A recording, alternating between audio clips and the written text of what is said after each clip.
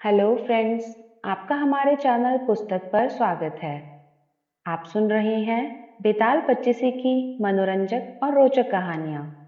तो इस बार बेताल राजा विक्रम को जो कहानी सुनाने जा रहा है, उसका शीर्षक है असली पति कौन। कुसुमावती नगर की राजकुमारी चंद्रप्रभा को एक युवक से प्रेम हो जाता है जिसका नाम मन्नू कुमार था। दोनों एक दूसरे से विवाह करना चाहते थे, लेकिन ऐसा संभव नहीं था क्योंकि मनु कुमार किसी राज्य का राजकुमार नहीं बल्कि एक साधारण व्यक्ति था। चंद्रप्रभा मनु से कहती है कि वो उससे विवाह करने की कल्पना छोड़ दे क्योंकि उसके पिता इसके लिए मृत्युदंड भी दे सकते हैं जो वो सहन नहीं कर पाएगी। इसलिए चंद्रप्रभा उसे वहां से चले जाने के लिए कहती है।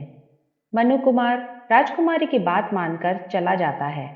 वहीं दूसरी ओर एक जादूगर अपने बेटे के साथ कुसुमावती नगर आ रहा था कि उन पर डाकू हमला कर देते हैं। मनु कुमार उन दोनों को डाकुओं से बचाता है।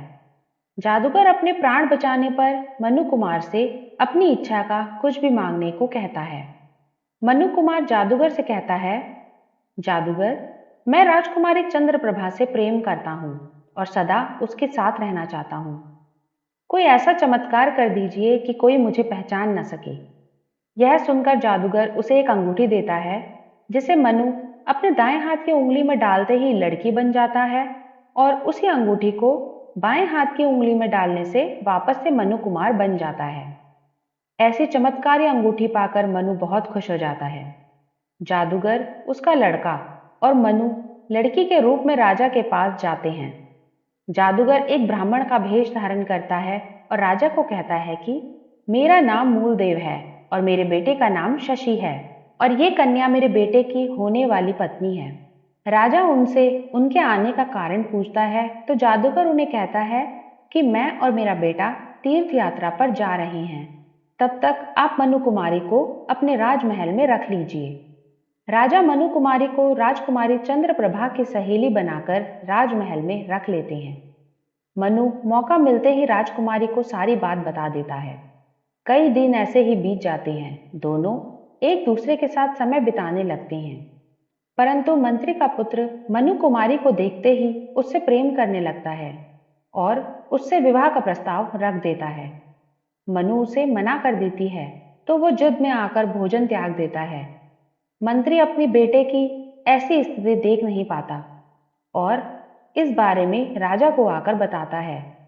मंत्री राजा से कहता है कि मेरा बेटा मनु कुमारी से शादी करना चाहता है और यदि उसकी शादी उससे नहीं हुई तो वो अपने प्राण त्याग देगा। राजा मंत्री की बात सुनकर उसकी इच्छा को पूरा करने के लिए मनु के पास आते हैं। मनु के बाएं हाथ की उंगली में चोट लग जाती है जिसके कारण वो वापस से लड़का नहीं बन पाता। राजा उसके पास आकर उसे कहते हैं कि तुम्हारी शादी मंत्री के बेटे के साथ होगी।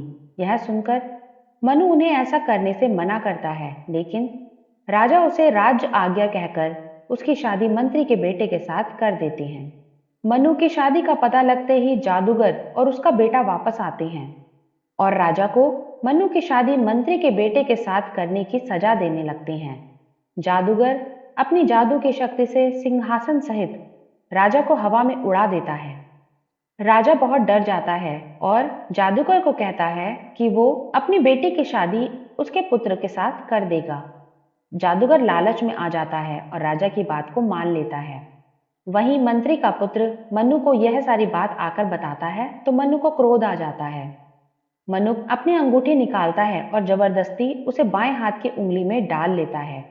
उसकी उंगली लहूलुहान हो जाती है और मनु वापस लड़का बन जाता है। यह देख मंत्री का पुत्र हैरान हो जाता है कि कोई व्यक्ति कैसे रूप बदल सकता है। मनु मंत्री के पुत्र की तलवार लेकर शादी के मंडप पर पहुंच जाता है और कहता है कि चंद्रप्रभा मेरी पत्नी है।